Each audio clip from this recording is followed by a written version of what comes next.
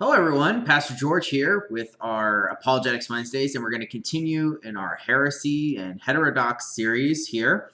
And today we're going to start with, and next week, heresies that are found in the Bible. So, already by the time the church was spreading, there had already become false teachings within the church, either people absorbing teachings outside and bring them in, or people who had heard about Jesus and perhaps liked some of the things he said, but didn't exactly like the way that the apostles were presenting it and then warping it.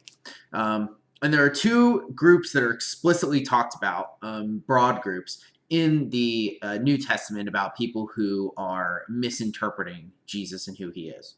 The first group is the group that we are going to do today, which are the Gnostics, or Gnosticism is how it's also been called. Gnostic comes from the Greek word gnosis, which is it's the same thing we use for agnostic. So agnostic is unknown or I don't know, right?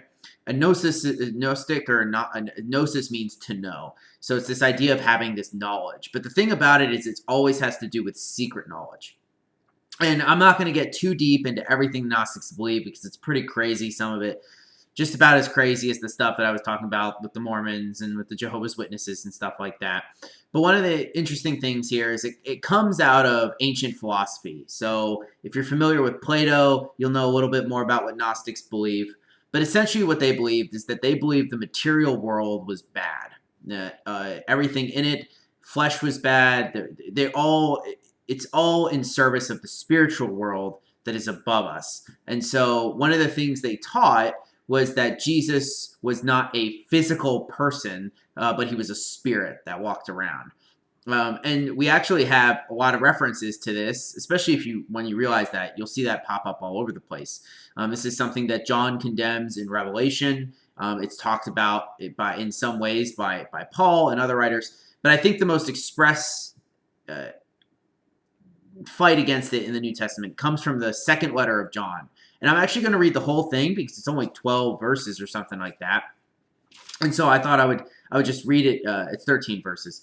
And so I thought we would talk about this. So the elder to the elect lady and her children, whom I love in truth, and not only I, but also all who know the truth, because of the truth that abides in us and will be with us forever.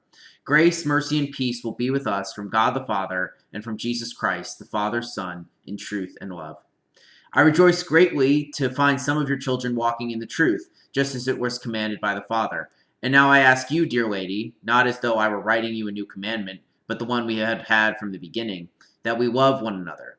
And this is love, that we walk according to his commandments. This is the commandment, just as you have heard from the beginning, so that you would walk in it.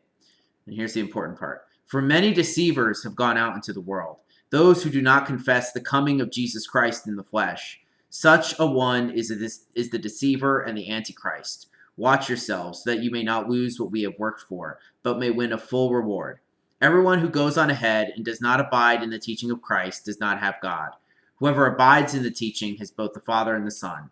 If anyone comes to you and does not bring this teaching, do not receive him into your house or give him any greeting, for whoever greets him takes part in his wicked works.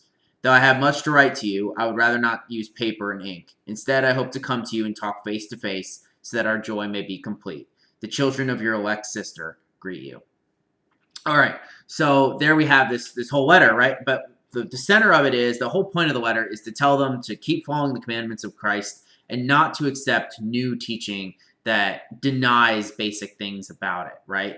And one of these basic things it denies is this idea that Jesus Christ had not come in the flesh, right? That's what they say. We as Christians make a really big point about saying that Jesus was a person, right? He was born, he had a body, right? He died, right? These are all really important things, but the Gnostics didn't like that. They liked what Jesus had to say, but they did not like the fact that he was a person, and that he said that the material world is good, right? Because that's what the God in Genesis says, right? He says that everything is created good. And Jesus likewise doesn't demonize the material world the way the Gnostics did. So what they ended up doing is they ended up bringing this in.